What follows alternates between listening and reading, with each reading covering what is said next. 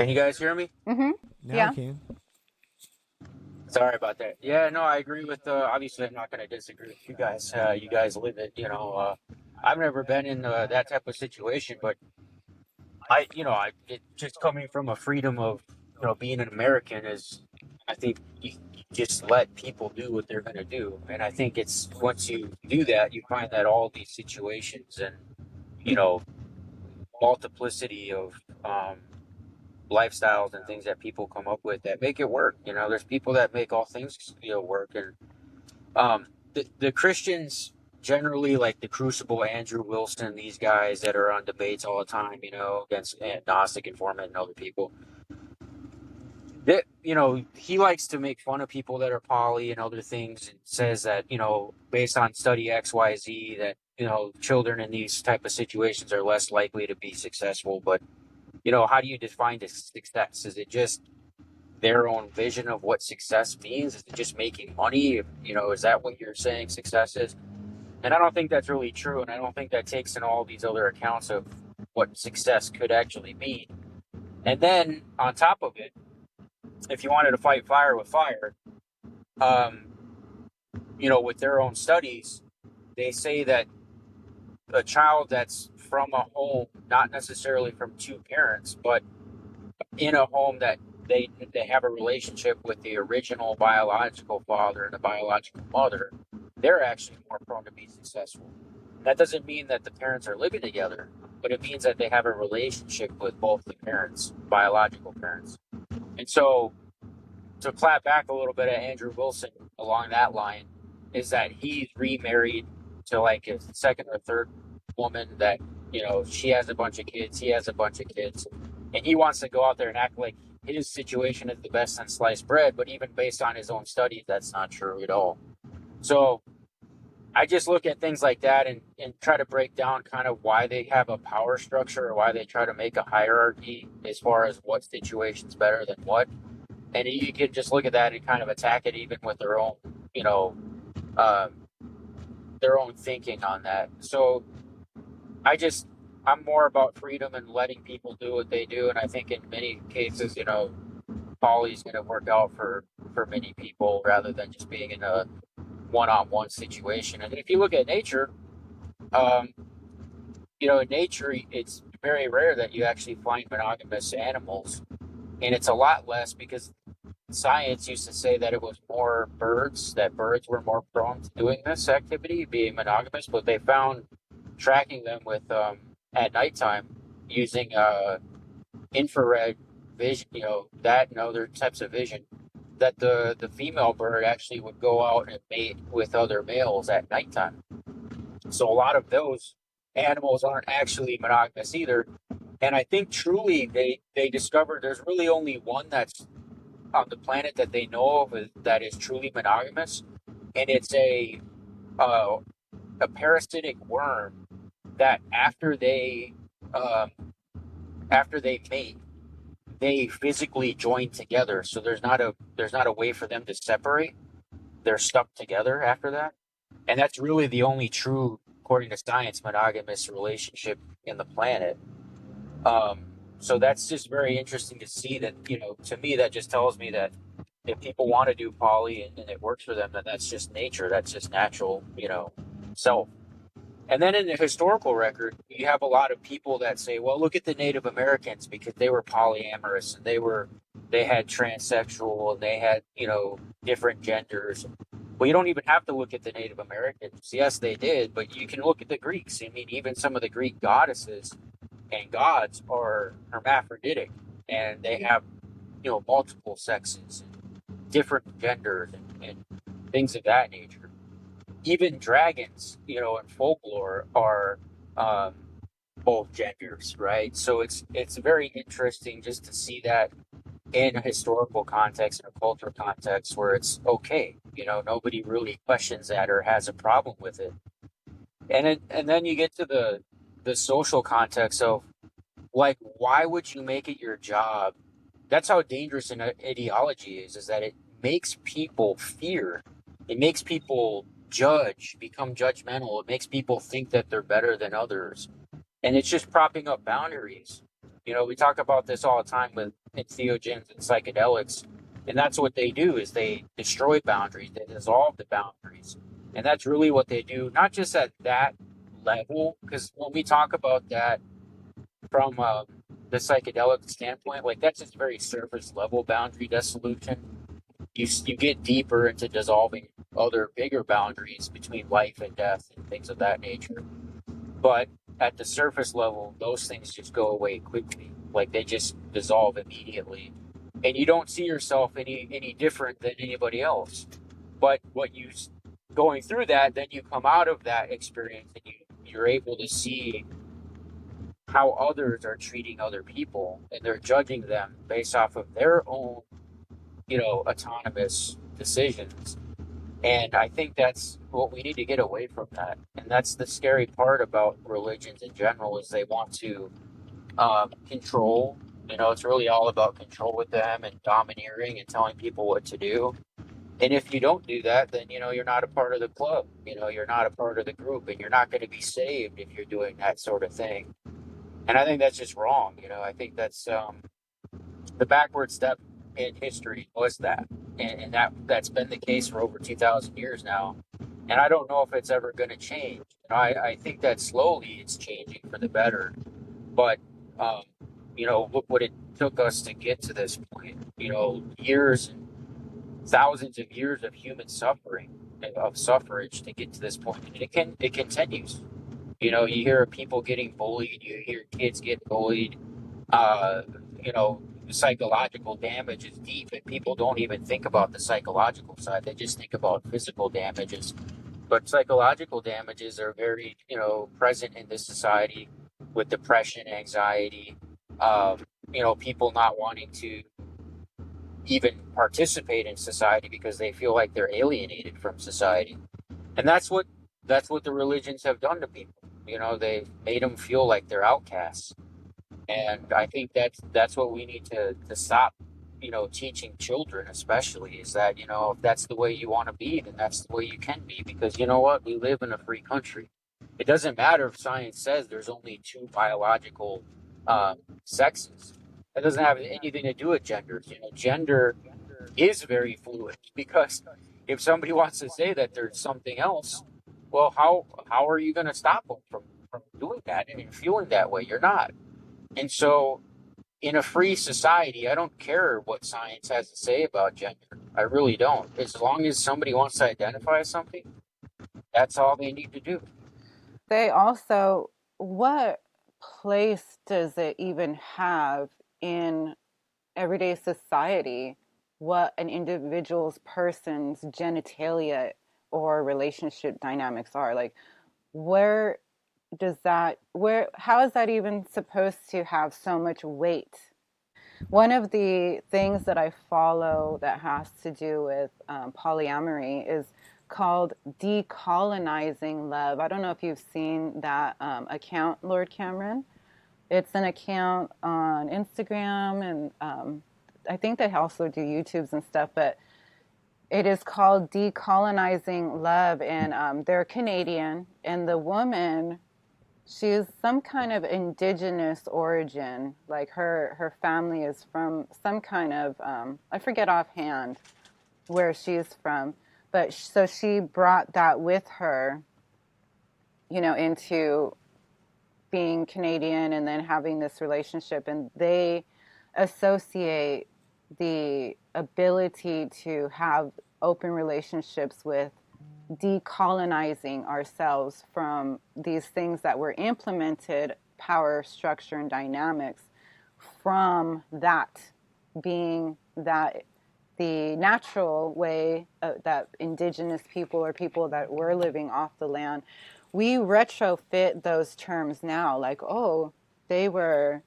they were trans, they were poly, but that is not, those were not terms that were even necessary to those people. We are retrofitting that so that we can have some kind of concept and Yeah, understanding, but for them they were just that's the living. precondition. Mhm.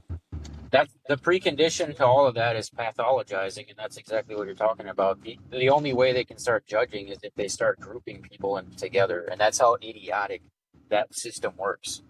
Is that's the judgment. That's the real root of the judgment. It's not that they're going to point fingers and laugh and say you're not in our club and you're not going to get salvation. It's actually the grouping of the people to begin with. That's the Hmm. problem. Well, the commandeering of the people, because the people were already grouped in their own healthy societies and dynamics, as healthy as could Well, be. they didn't even have terms for it, like you said. So the Greeks didn't have terms for homosexuality. It was just whatever. They didn't see it as different and or Yeah, other or less or worse or as a danger to children or whatever you say. And they grew to be a very dominant, empire. And same, with the other groups. And it wasn't until the Christians came around and they were doing that. If you look at what Paul said to the churches, he was basically lambasting them for doing that activity to begin with. He wasn't saying that of just random people. He was saying it to his church. He was addressing the church that they were the ones that were um, having sex with other people's wives, that they were practicing those other sexual deviations, as they called it. And he was talking directly to them. So people read that and they just misinterpret him saying that because um, they didn't know what the audience was. But if you go back and read those chapters, he was addressing the church and the members of the church.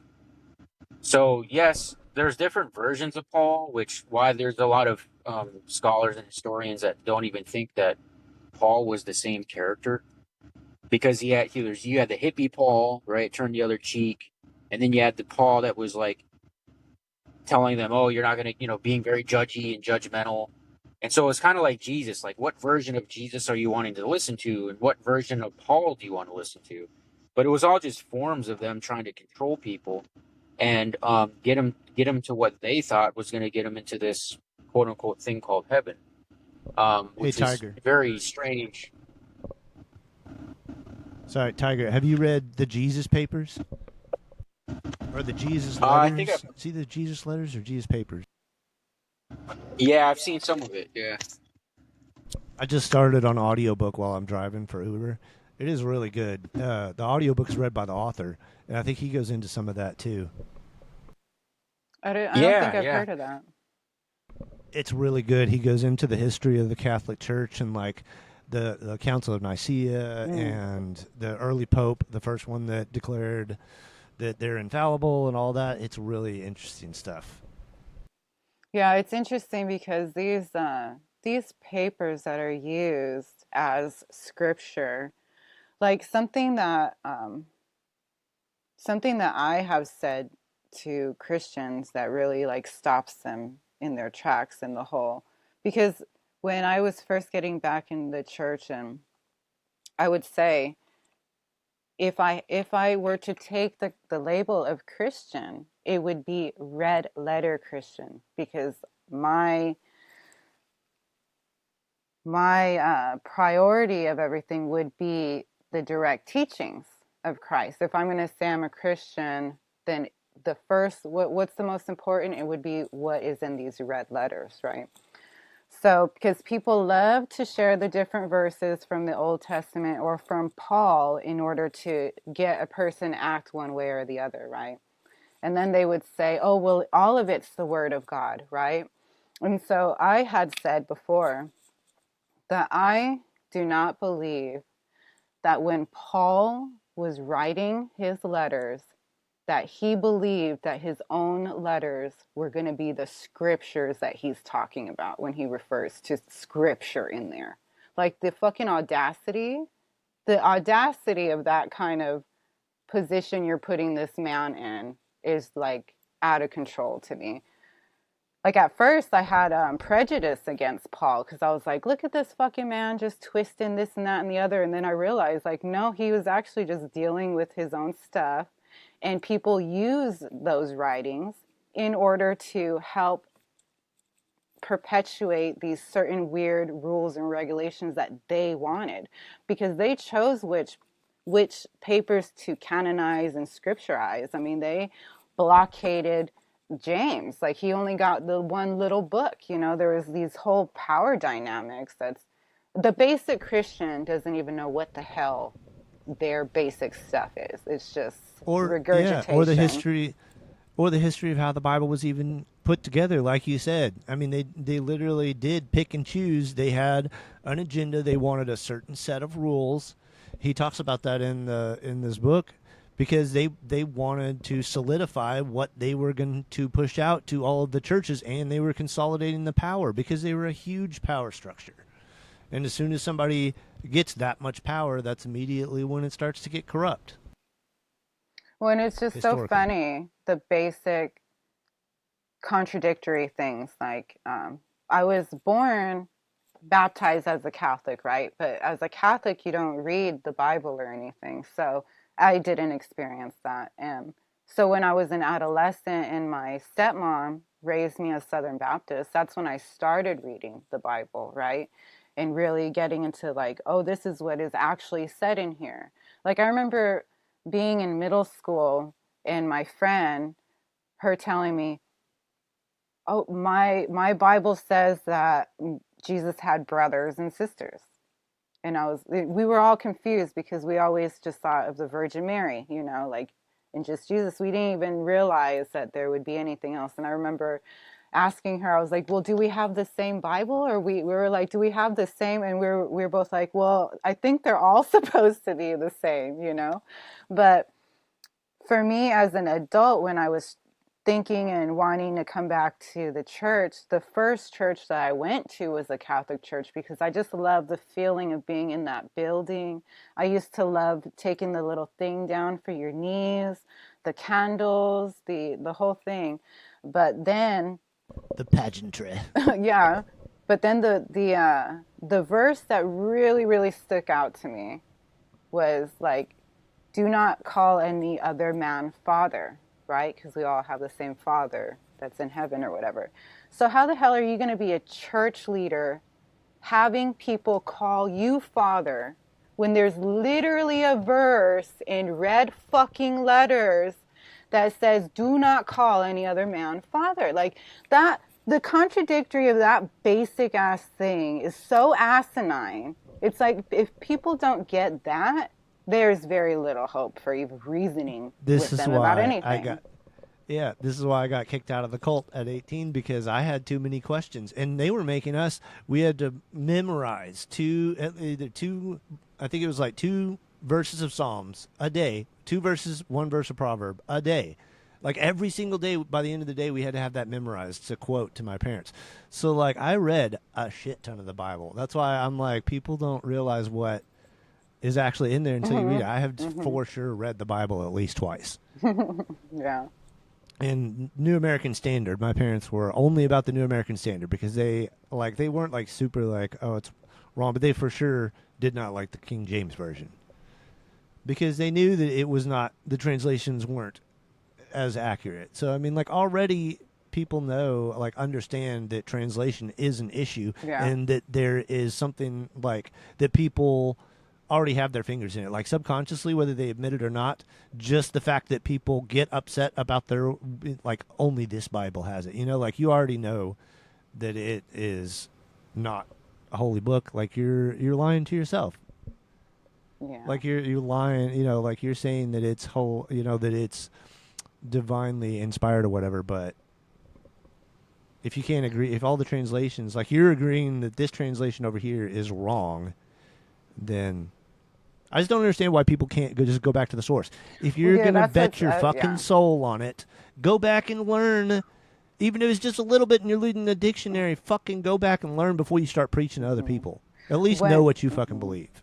Yeah, when I went back to the church and was going to the Baptist church in the Central Coast of California, when the pastor stood up there and was like laughing about, like, oh, well, I don't know the Greek or whatever. It's like, bitch, how can you say that you love this man? You fucking love this man that died for what? And you don't even give that much of a damn to really get down to the nitty gritty of what the Lord's Prayer actually translates to, that he fucking told us about in the Aramaic? Like, that's crazy. That is Look, that's a false to me. at this point, that this is exactly my fucking argument about bullshit AI Christian music, like Call Me I've been Christian, who seeing I'm you. currently trolling I keep because seeing he's those like, posts. he says, "Oh, I use classic songwriting techniques." Okay, buddy. So what do? You write the lyrics and then do it? It's fucking bullshit. You're claiming to do all this work for your savior,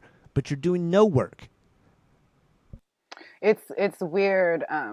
Whatever like dopamine hits that they're fiending for is not the real trick at all, for It's sure. lies because they are taking credit for it because they think that they're, like, I mean, I get that it is, as an artist, like, you got to have other people enjoy your stuff or you're not as, but come on, it's lazy. Well, yeah, it's Jesus really deserves hard. better. It's really hard to deal with the Christians. I moderated on Facebook.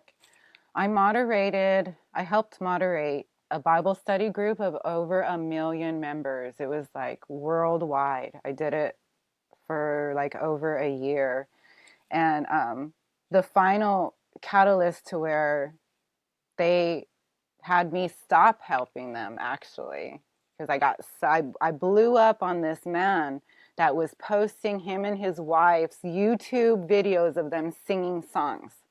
And I was really against making money off of there. Like, they wanted to turn on the ads and stuff to the group. And I was like, I do not believe that that is right. I don't think you should be promoting your stuff here and making money off of these people, And then that was the catalyst of me popping off in our little group chat and stuff, and then me being removed as a moderator from there. But I did it for well over a year, and it was intense because there's like so many posts every day on there. There's like so much to go through, and it's just real sad. It was really like really eye-opening to me because it was worldwide, right? So Well, at this the point, it's hard to tell who's bots and who's just doing it to troll yeah, no, or whatever there's a lot else. of Like, that there's for just sure. Yeah, but one thing that I did like is seeing the way that other people, because it's like it's international, but they all are trying to use English, right, as the thing. So it's very interesting. Like one of the phrases that I loved from there that I picked up was the all spirit instead of like Holy Spirit or like the all Father like type thing. And it's such a throwback to our more ancient beliefs of these kind of things. And it's really pitiful to see how so many people are seeking something. They're seeking some kind of understanding, and we fall short because we don't know the truth of these things. And it can be really frustrating, but for me, because our government and so many politicians, not even our government, but how the hell are you going to have three countries almost at war and they're all supposedly Christian fucking countries? And if you're a Christian country and you love Jesus, he's the Prince of fucking Peace. How are you warmongering? So for me, on that angle of feeling the need to step up as an advocate and a voice of the people. A lot of the government saying, "Oh, we're Christian. Let's do tongues in government buildings. Let's fucking call ourselves a Christian nation." Part of my wanting to equip people with those verses to protect themselves against Christians, I also want to clarify the real truth about what a Christian would be and how these fucking politicians are not. And if we as a general people want to identify as Christian, well, why is that? And how do we get leadership to express that? Because it's not Christian to be at fucking war on any front. It's not Christian to not feed our people. It's not Christian to be a fucking politician there in your cozy dress, knowing that you have a cozy home to go back to when there are people on the street sleeping every fucking day. It's disgusting. it's false. It's just asinine. It's disgusting. So I mean, as we Yeah. see, Then the conservative message too is like, you're not conservative. You know, if you really want to look in history and say what conservative uh examples are out there that are true to the word, it would be like ISIS worship or like Asarte or something. You know what I mean? And so even these terms that they use and they throw around, it's just they've convinced themselves there's something they're not. And that's the thing Amin was talking about last night on his show yesterday. Um, this is really the threat that they pose because they did it to the Greeks. You know, they defaced their gods and their statues and they basically just took over. You know, as much as people want to look at North America and South America during the colonialization of it, that same stuff happened and was rooted with Christianity and what they did to those people there and that religion and that culture. And it literally changed the face of the planet. And that's why I say like science is no different than Christianity at all, which is why a lot of Christians are trying to use it now to justify their own claims. But at the same time, you know, the vision of the Big Bang was it was a axiom. It was just a miracle that they all took for, you know, something that happened. And it's clear that there's galaxies that are older than quote unquote the Big Bang. So that whole theory is kind of being thrown out the window now well, with more yeah. technology. Well, that's the thing is that people really don't want to accept theories. They want to feel like they fucking know. And the thing is that humans need to be real comfortable with the fact that we won't know for sure a lot of things because we are tied to this physical time and space and we cannot connect on a certain level to the things we're trying to understand.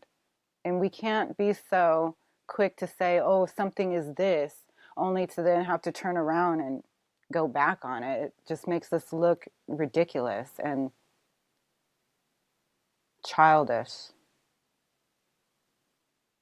Yeah, and I think you're right. I think people need to get more comfortable with one, chaos, because that's where we all come from, and two, we don't know, and we need to be comfortable with saying I don't know, and we don't know what the end goal is, and that's the Neoplatonic angle of it, right?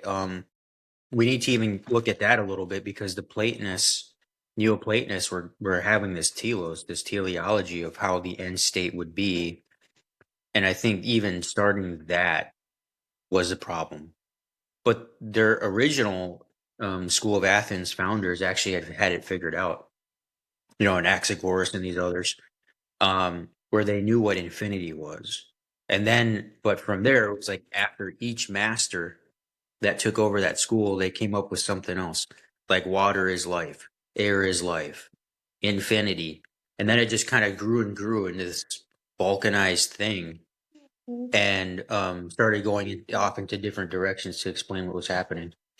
So I think if you start looking where it kind of the pieces started, with all of this justification for what was going on, it's okay to say, you know, people are just trying to have this, you know, myth to explain what they thought was happening in the universe. But I think the underlying message that I pick up more and more from psychedelics, especially, is that it's a mystery and it's meant to be one, and it's not meant to be solved. And all these people trying to solve it are the ones that are the problem. And this is where this power structures come from. You can look at what's happening in Gaza, for example, you know, this disgusting activity, but it's on both sides where you have an extremist group here, an extremist group there. They have their beliefs, and even the third, you know, extreme group in the region as well, and they're all duking it out. And there's no end in sight to it. We all know it's disgusting. We all know it's bad, terrible. Obviously, one side's doing more than another, but they're all, you know, doing bad things. And so we always, you know, come to this morality question. But it's funny because those of us on the outside that are not a part of these cults, we know the answer. We know how disgusting all of this stuff is, but nobody cares to listen. They look at us like we're not even a part of the conversation because we're this weird minority group that doesn't have a say because we're not a part of the cult. And I think people need to start waking up. I think they are, but with that, we're also seeing a more extreme push in the Christian world to, put their commandments and stuff into schools, into public places more and more often. And that's happening now in Texas and like Oklahoma and other places too, where they're trying to enact that into the law, even though it's against the First Amendment. It's against, you know, um, putting that stuff, prayer and things of that nature into schools. But they're trying it. Well, And I think that's the whole push of the Trump thing with the private vouchers too, because private schools can basically do whatever the hell they want yeah, well, because they're not public. yeah. I definitely would not allow private school anymore. There there are other examples of, those smaller countries that are, on the top of the list of having all their shit together. One of those things are that they educate their children equally, give them equal opportunity. Because even in the private school sectors, just because it's private school, it doesn't mean that the children are actually taught any better. It's just more likely that they can fudge the numbers, they can fudge their credentials because they have the means to do it. So that is definitely a thing, is that the ominous they need to be replaced by the stronger we. All Well, they around. need to. So, but how do we on the outside? Because you have like a lot of atheists that are fighting, arguing, debating, whatever you want to call it, with Christians on it. I don't think that's. I think you'll get some people that you know what do they could deconstruct from Christianity that route, but I don't think the majority is gonna that they'll be effective for the majority. I think what we really need to do is just empower kids to get back their intuition and instinct and allow them to think for themselves and how they are in nature. And people they problematize that. They go, well, people are really bad. Their intuition is bad at this, it's bad at that. And I disagree with that. I highly disagree with People that. are And I think the, untrained. the human race has got They're this far worse than based on intuition. untrained. That's built into the religious system, is to grind that out, because you're a sheep. You're supposed to be following somebody else because you have no intuition. I mean, it is literally, that Yep. is how you're made to think. Hmm. Yep. Yep. And they feminize it, remember? So if you're a man, it's bad to have intuition because that's a woman thing, remember?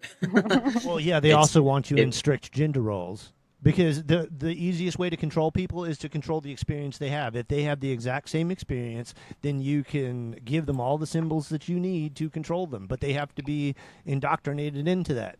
I mean, just like anything else, they have to be initiated. yeah. Yeah, so I think that's what I'm focusing on personally in my life with my son, and I have nephew and nieces and things of that nature, and that's what I try to tell them. Yeah. Just empower them to think for themselves and not to follow and to be that free spirit, that you are when you're a kid. And I think we're all trying to get back to that kind of innocent experience, when we're 5, 6, 7 years old and discovering the world and being inquisitive. I It's a really good feeling when you can do that, and kind of people ask me like, how do you connect to nature? It's not just going out and observing nature. It's actually like being a part of it and making decisions that align with it. And then you see it unfold in front of you. I got a comment on TikTok, and they were like, "We don't indoctrinate our children.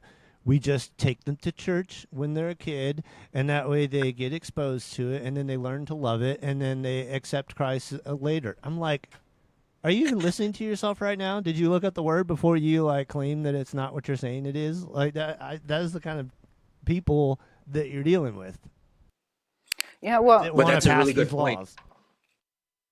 That's a really good point because what you're pointing out is that even within their circles, which is why there's probably so many denominations to begin with, is that you have they always point at people that are worse, right? And they go, well, look at that family. They're Pentecostals, and they make their kids, they don't even have shoes, and they're outside and they pray Classic 10 times a day politics. to God. And yeah, so it's a way for them to, I think, deal with the situation, probably that they themselves were indoctrinated as children. yeah, well, part of it is an outsourcing of actual parenting. honestly. It's subconscious, of course, but it is it's misguided, but it comes from childhood in us, like you're saying, Target Shark, about we need to allow kids to have intuition and to trust all that. But right now, children are so conditioned to not go with how they're feeling or what they're seeing, but rather what they're being told by an adult who is more in charge or knows better, just simply because they're bigger.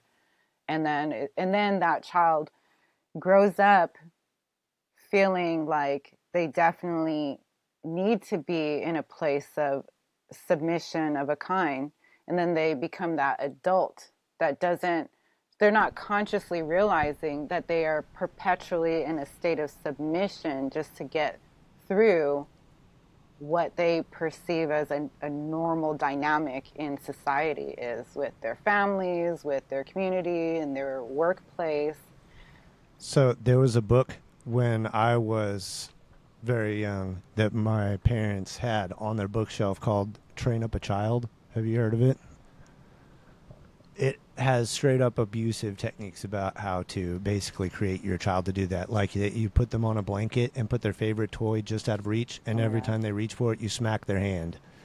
So you literally are training them to be, under absolute authority. Like, it is crippling. I can tell you from personal experience, like, it is still hard for me to get over that needing to be under some kind of authority, because otherwise you feel like you can't do anything. I mean, it is crazy. And that is by design. And also, like, for instance, when I had my daughter, well, my mom had me when she was young. My mom had me when she was 15 years old. And she didn't quite bond right to me, but she ultimately had like 7 kids. So when I had my daughter, I had little brothers and sisters that were still like elementary school and middle school years. And when I had my daughter, I was with my mom because at the time, you know, the kid's dad was deployed. So I was home and I was with my mom, and I had her there in my mom's house, and my mom was very much like, don't pick her up. Don't spoil her. You're spoiling her, just because I would hold her. You know what I mean? And it from when you're conditioned to believe that it's normal to eject a baby out of your body and then put it in a different room to self-soothe for the first months of their life, it does something to a person from My that very mother point. My mother said that she regretted doing that too. That she felt like that was just not the right thing to do, and that it was really rough on her to do that. And It's again, it's by design, unnatural. because it's making a natural thing be traumatic, so that then that affects the rest of your life, because that trauma sticks with you on both sides. Yeah, but it's intentional because That's what I'm saying. mhm. It's designed to do that, because again, that's why this cult is so successful, because they used all of the techniques that they had learned and then kept boiling it down until it's fine tuned. I mean, it's had thousands of years to get to this point. It's just Yeah. that now it's so fragmented that it's turning on itself, because I mean, like, I have people calling Catholics heretics on my TikTok, and also Baptists heretics, and I'm like, they're all heretics. I mean, Yeah. like, it's Yeah. everybody's a heretic to somebody else. I mean, the Catholics and Christians still can't get Hey, along. we're all heretics too. Well, Exactly. but That's no, why, that's like, this is Herman the heretic. This is my vocalist for my band. I love it. Well, but that's what gives me hope in the whole, that this is the age of enlightenment, or knowledge, because the potential that we have for learning or unlearning, and then giving those tools, I think is so great for us. Like, there are generations that are ahead of us that I'm like, you guys are fucked, just move on. And even It really, peers, there's only so much hope in peers of our age group too, because people are already set in their ways. But these kids that are coming up, they're gonna be way better off, because they're part of this unlearning with us, and the absorbing of the true nature of the stuff being unfiltered with the internet.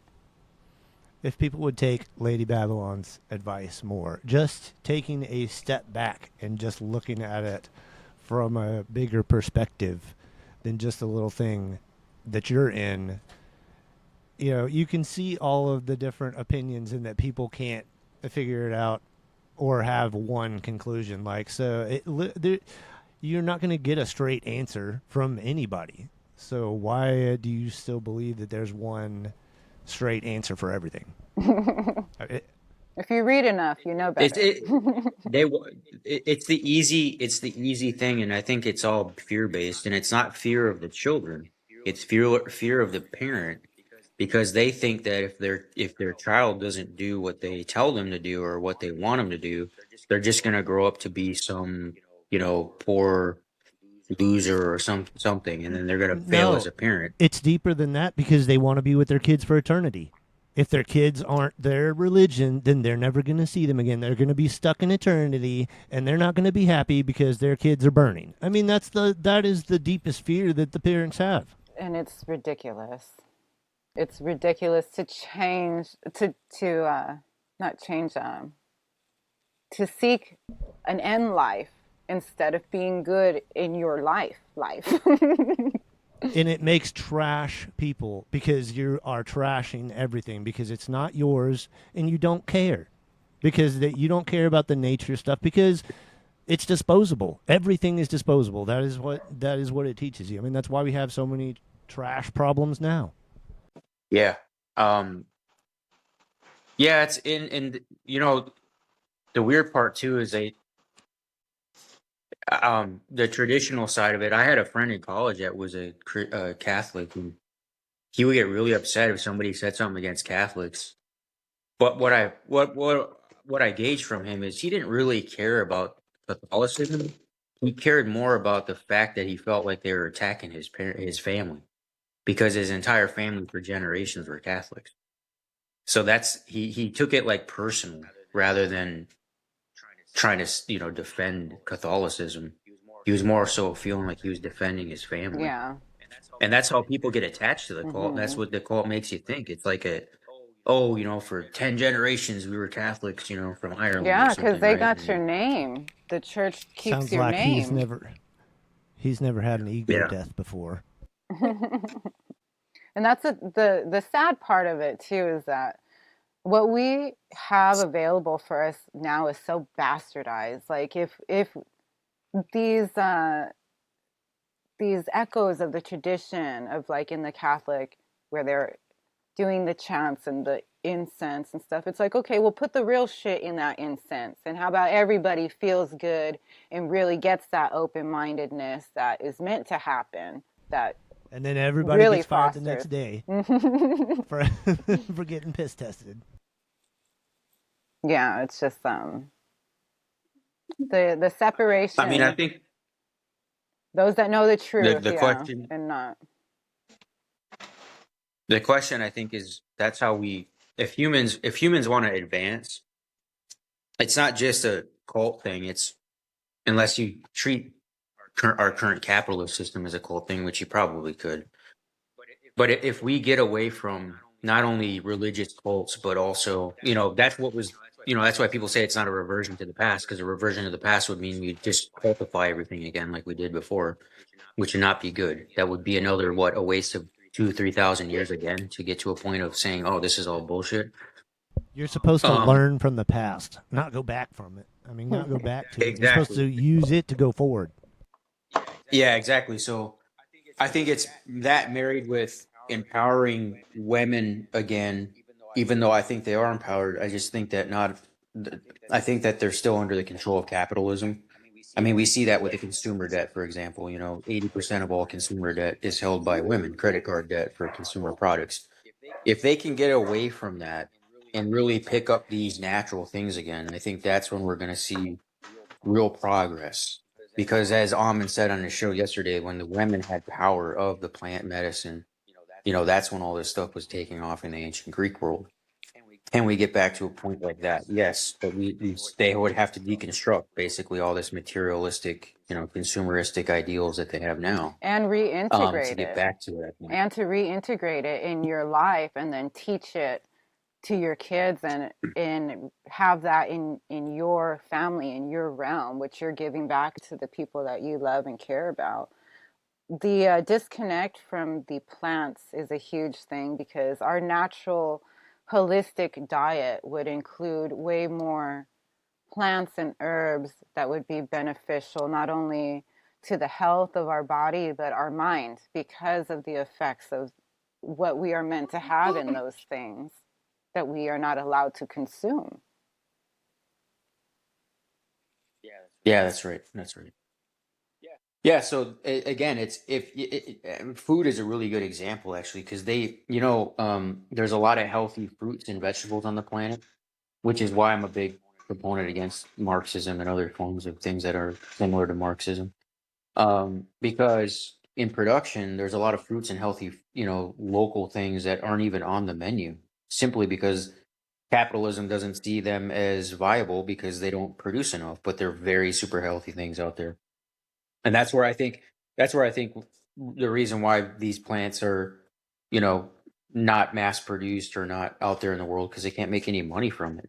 If you just like another good example of that, and this is why I'm not a big fan of the people that, like, let's just take cannabis for example, right? In Colorado, the last 4 years, if you go talk to any cannabis dispensary in Colorado, Denver, they're losing money. They started hot, they were making a lot of money, but they people are growing their own plants because they can grow up to 7 of them legally at home. So why should anybody go buy anything, right? This is the empowering and giving back nature to people.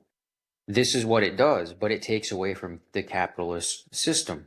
That's why, in my opinion, they don't want to untether from it. Aside from all the other things that it does, they want to be able to control it, make people get addicted to medications, where they're paying a monthly subscription just simply to live. I mean, this is where capitalism has gotten us. This form of capitalism. Capitalism in itself isn't inherently a bad thing because capitalism is just trading between two people, right? But if you do that with a set of ethics, where you don't put up roadblocks between the consumer and nature, and you empower somebody to find nature and really turn to it for things like they did with the Theriac and other things, I think we would have a much richer culture, even, and that would be anywhere on the planet, not just here. But the reason why you have a weakening of so many cultures is because they're all trying to be like us. They're going away from nature and they're starting to get into this weird synthetic system that is only geared towards making money and productivity and excess. And when you get into that, you're cutting off a lot of the things on the edges. But those things on the edges are they were the glue that held everything together. And this is why people are crumbling. This is why we have, millennials and lower generations are, high rates of depression, high rates of anxiety, high rates of psychosomatic, ailments that they don't know how to cure. And when they go to get any help, all they get spoon fed are pills that make them addicted, and they don't solve the problem. Well, and And and also with the with cap. Well, I Can you hear can't me? hear. Hello. Okay. yeah, yeah, Hear me now. How about now? Yeah. You can hear me now. Hmm. Okay. With capitalism, it's still a temporary goal. Like you're constantly pushing to get more and more money. And that's what the culture does as well. Like every business, how are we going to make more money than we did the last year? So it just pushes it constantly to overproduce. I mean, at some point there is a ceiling, and it's gotten to the point where the consumer is no longer relevant other than they're putting money into it. But at the end goal doesn't like the product doesn't matter as long as it's making more money than it did the last year. Well, one of the things I saw recently randomly was a video of a bunch of like fruits and vegetables that have just about been lost now because of the, industrial agriculture that we do, that has favored certain things because of the way that they mass produce, as opposed to what was healthy and what was utilized. I think it was medieval. They were medieval fruits and stuff that were more prevalent, and then the way that they looked and stuff. And it definitely has affected us to lose the ability to consume what is out there and what could be out there, especially with the whole GMO stuff, also deteriorating the whole that we could have with proper fruits and vegetables in there without being in the complex that we're massively or agriculturally stripping the land as we mass produce, and there's so much waste in that as well. But with being part of the green rush of moving to Colorado whenever marijuana became legalized, one of the things that I was really excited about that was that I believe that people realizing that they could grow their own medicine like that was one step away from them really realizing, well, shit, I could just grow some of my own fucking food too and be part of that little ecosystem. But it's even that has not been allowed to naturally flourish because of the capitalism that is trying to still suck the life out of everything that it can. And that's recent because the U.S. government used to want their citizens to grow their own gardens just so that they would be able to be independent if anything happened. I mean, that if we want to go back to anything, they need to go back to that, where they want the individual to be able to support themselves and not be reliant on a system that could break down at any point and make the whole nation more vulnerable. Yeah, the sustainability coming back to that, because I mean, everyone knows how fucked we are the minute the grid goes down. Yet we have nothing, no safeguards put in place to be able to take care of ourselves and each other in the event of that. Because our leaders are so caught up in each other's fucking pants and tongues. That's the it's rigged. It's all rigged. I mean, just look at the stock market, right? This NYSE has a 12-month running price of $1. If your share isn't over $1, they kick you out. You go to the OTC and they just bring up another company up to the stock market. So it's just all rigged. And it's so obvious. It's so obvious because every time Trump does something, everybody that he knows that he's going to do something, and then the market goes da da da da da, and then they make their money. Yeah. It's like you're not even fucking trying anymore. They're not. There literally is no effort. It's on the news. Elizabeth Warren was worth $3 million. She had a net worth of $3 million before she became a senator. You know how much she's worth now? This is why you have to have so much cognitive dissonance so that people don't pay attention. Yeah, exactly. But that's who, and then that's who they want to vote for. It's like, we want to vote for rich people. And that's the crazy part. When you get poor people defending rich people, that's how you know that's how you know it's over. It's so funny too. I'm sorry, but just in the Jesus letters or whatever, they were talking about like Roman propaganda and Josephus being basically Roman propaganda, and they exaggerate stuff all the time. It's like, even if you just look at history and like how they were writing and just look at the context, it's like they were bullshitting everything. And, like, how many witnesses do we have to other resurrections? Well, that's my favorite character, actually, Thomas the Doubter. He was like, show me, I don't believe you. Yeah, there's at least 3 individuals that have probably got conflated into one persona. Oh, all around. Well, this one is also talking. This one's also talking about the theory that it was arranged that Jesus was going to not die on the cross. Like, yes, he was still crucified, but it was all set up, and so the sponge had an anesthetic to put him under, and then they would take him down off the cross. And even like when they go take they took medicine and stuff. Like it says, he went at night to the tomb, and he was bringing like spices and stuff, which some of it is medicine. And then also when he goes, I think it's in Mark, when he goes and asks whoever for the body, the word that he uses in Greek for the body is live body, but the word that they say that Caesar gave him, or whoever gave him, was the word for dead body. So even just there, like, he's asking for a live body, and the guy gives him what he thinks is a dead body, just using the words that they use. So like, it's really Yeah, interesting. I haven't finished the whole book. there's a lot of conjecture and theories about that. Like the one that is, I don't know if you guys, I'm sure you guys have heard that, you know, like Jesus had a brother and the brother switched places with him. So it was actually like the brother that went up on the cross instead. Yeah, or one was it was Judas or something. I think was one of the other theories. I don't know about that. Well, the theory though about Judas, there's that what like Gospel of Judas or something that's a different kind of writing that talks about how he did that, like Jesus and him had an understanding that he was going to do that because he was the only one that understood what his real mission was and that he could play that key role and catalyst for him, that he trusted him to be that person. There's all kinds of, there's so many parallel universes to talk about in this subject. And there was so much going on at the time too. Like just historically, there was so much going on.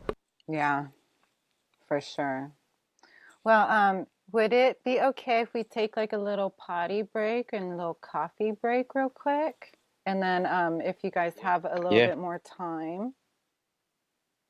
Yeah, sounds good to me.